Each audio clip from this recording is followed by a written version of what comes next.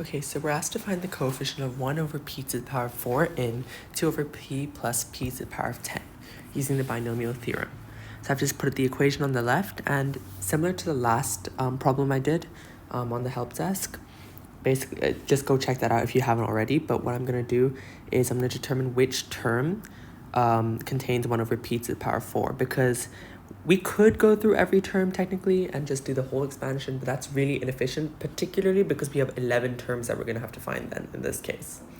So what we should do is just first figure out what value of k in this case will give us 1 over p to the power of 4. So as I explained in the last video, this is the formula over here, which basically says that for every term from k equals 0 to k equals n, the formula for the term is n choose k times a to the power of k times b to the power of n minus k. So if we just write down our critical information, so a is equal to 2 over p, b is equal to p, n is equal to 10, and k is our question mark right now, because we need to find out which value of k will give us the 1 over p to the power of 4 term. So what we're going to do is figure that out. And as we said, if we do a to the power of k times b to the power of n minus k, it should equal 1 over p to the power of 4. And we're going to ignore the other coefficients for now. We're just going to look at the p terms.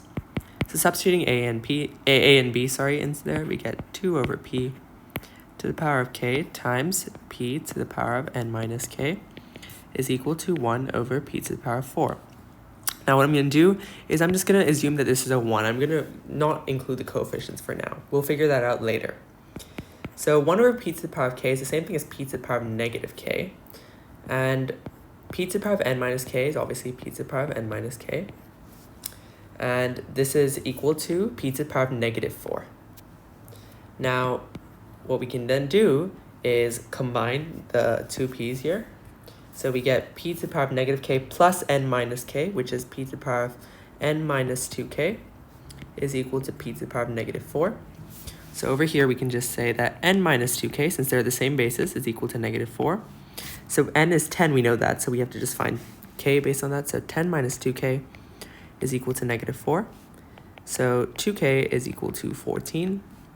And hence, our k value is 7. Perfect. Now we have everything we need to work with this problem. So what we now just do is just substitute it into this part over here to find the term.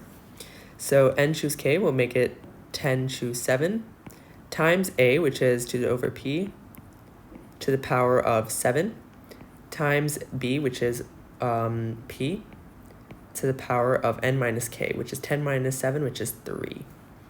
So that gives us 10 choose 7. We can just use our calculator to figure that out. And that gives us 120. So 120 times, and then 2 over p to the power of, all to the power of 7 is 2 over 7, to the power of 7, sorry, which is 128, over p to the power of 7, times p cubed.